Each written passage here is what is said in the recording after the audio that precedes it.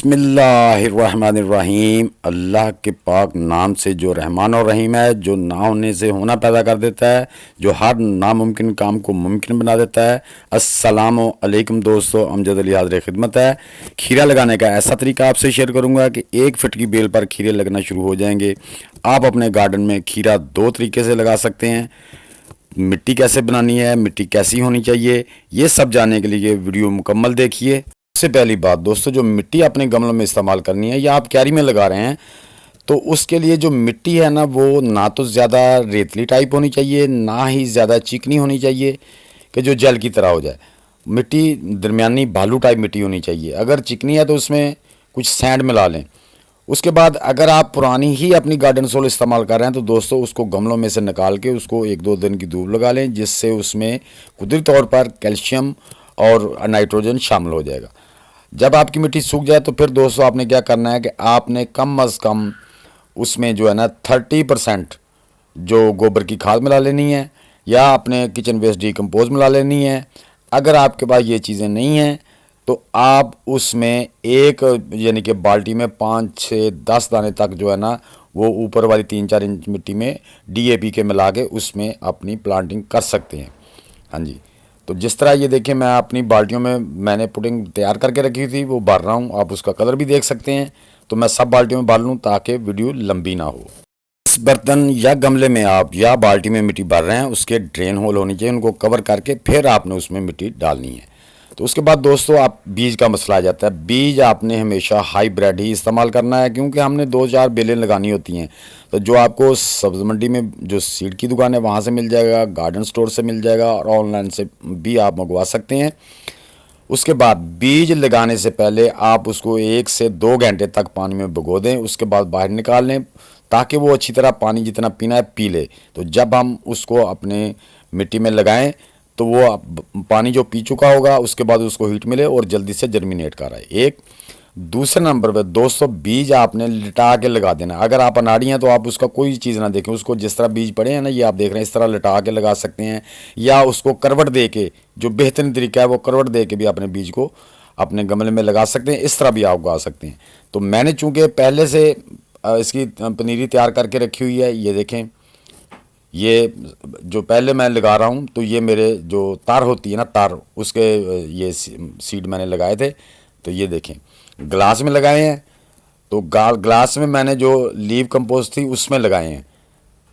تو یہ دیکھیں، میں اس کو یہ اس طرح سے آپ نے تھوڑا سا اس کو پہلے نرم کرنا ہے، نرم کرنے کے بعد پورا نکال لینا ہے۔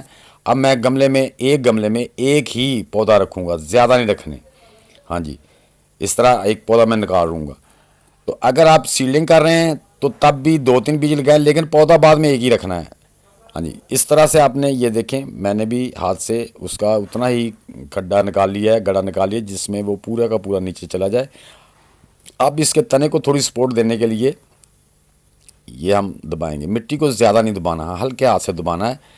اب میں اس کو تھوڑی سپورٹ دینے کے لیے اس کے ساتھ تھوڑی سی مٹی اکٹھی کر دوں گا تاکہ تنا اس کو سپورٹ آ جائے۔ تو اس طرح سے دوستو آپ نے بیج لگا کے، اور اگر آپ کے پاس پہلے کے لگے ہوئے تو اس کو ٹرانسپلانٹ کر سکتے ہیں۔ یہ میں نے چونکہ پہلے میں نے اگا کے رکھے، بیج نرسری تیار کی ہوئی ہے، تو یہ ٹرانسپلانٹیبل نہیں ہوتے۔ ہاں، اس کو جڑوں سے نکال کے نہیں لگانا، جس میں اگا ہوا اس کو پورے کو نکال کے وہ پوٹنگ میں آپ نے گرو کیا، جس میں بھی گرو کیا اس کو پورا نکال کے پھر آپ نے اس کو لگانا ہے۔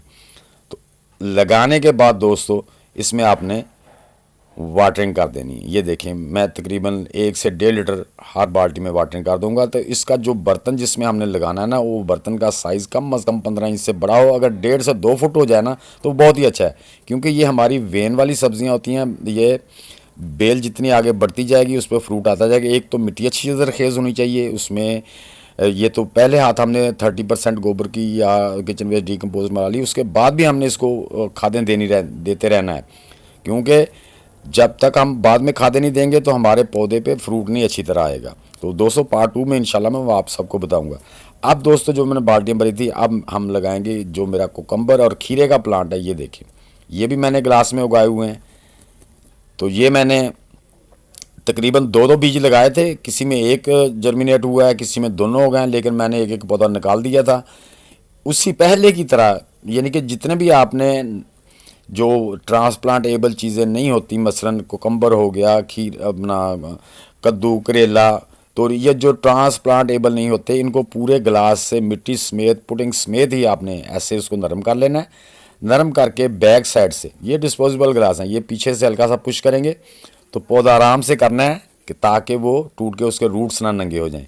یہ دیکھیں نیچے تک اس کے روٹ گئے ہوئے ہیں، تو ہم اب اس کو اسی طرح اسی گڑا جو ہاتھ سے نکالا ہے بالٹی کے اندر، تو اس میں رکھ کے اس طرح سے آرام سے رکھنا ہے، اس کو ٹوٹنے نہیں دینا میرے دوستو، ہاں بالکل احتیاط کرنی ہے تھوڑی سی۔